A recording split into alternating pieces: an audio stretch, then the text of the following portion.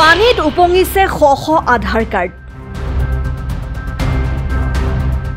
বঙাইগাঁৱৰ উডুবি গাঁৱত লাগিল হুৱাদুৱা।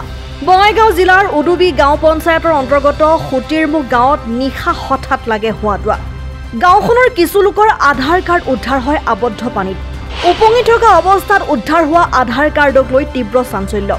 জানিব পৰা মতে গাঁওখনৰ অধিকাংশ লোকে আধাৰ কাৰ্ড বনাইছে যদিও আজিলৈ লাভ কৰা নাই আধাৰ কাৰ্ড। আধাৰ কাৰ্ড বিচাৰি ডাকঘৰত গৈ গৈ ভাগৰি পৰিছে গাঁওবাসী। আধাৰ কাৰ্ড লাভ নকৰাত বহু লোকে ইতিমধ্যে হেৰুৱাইছে ৰেচন কাৰ্ড।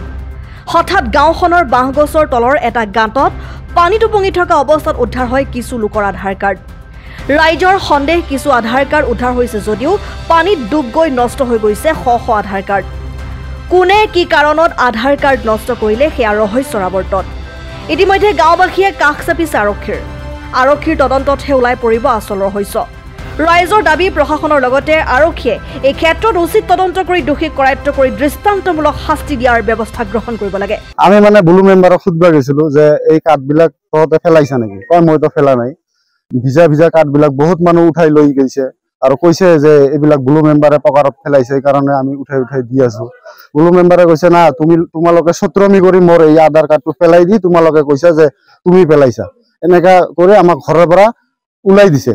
কৈছে যে তোমালোকে সত্ৰমি কৰি মোৰ ঘৰত আহিছা, ওলাই যায়, এতিয়াই ওলাই যা, নহলে পুলিচক ফোন কৰিম। এনে বহুত কিছু কৈছে আমাক, ঘৰৰ পৰা অপমান কৰি ওলাই দিছে আমাক। আমালোকে এইটো বিচাৰো যে আমাৰ ইয়াৰ তদন্ত ভালকে ল'ব।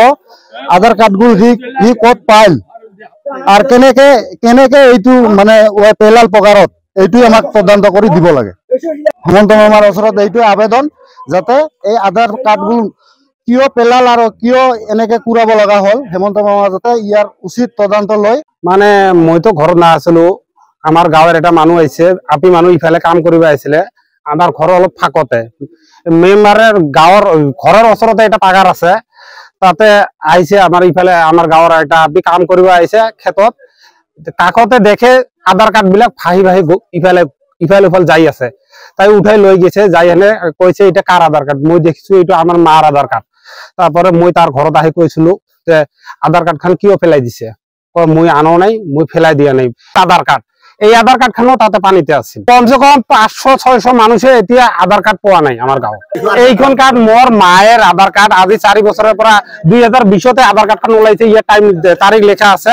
এতিয়া 2024, এখান 9 মাস আমার চাউলের কার্ড পর্যন্ত কাটা গেছে আমার আধার কার্ড নেওয়ার কারণে। এইটুক দাবি জানাও, আমার উচিত যেহেতু বিচার হব লাগে, সরকারে জানি এইটুক আমাকে করে দিয়ে আর কি। মই আসলো আর কি, আসিয়া দেখুন ওই পাশের গুড়িত দিয়া দুইখান কার্ড ভাসি আছে আর কি।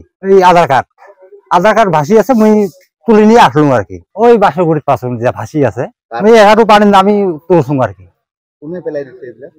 বুলি বলে ফেলাই দিছে, শুনা পাম। ঘৰত আনন্দ আৰু সম্পৰ্কৰ চমক বজাই ৰাখিবলৈ জৰুৰী হৈছে সকলো আনন্দময় মুহূৰ্তত মৰমৰ উপহাৰ দিয়াটো।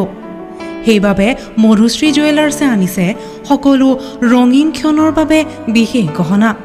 হীৰাৰে হওক, সোণৰে হওক বা ৰূপৰে হওক, শ্ৰেষ্ঠ ডিজাইনছ আৰু হলমাৰ্কযুক্ত গহনাই ৰাখে সম্পৰ্কক নিখুঁত।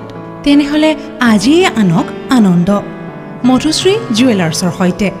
যোগাযোগ কৰক 7028000341 নাইবা ভিজিট কৰক LNB ৰোড, নলবাৰী, অসম।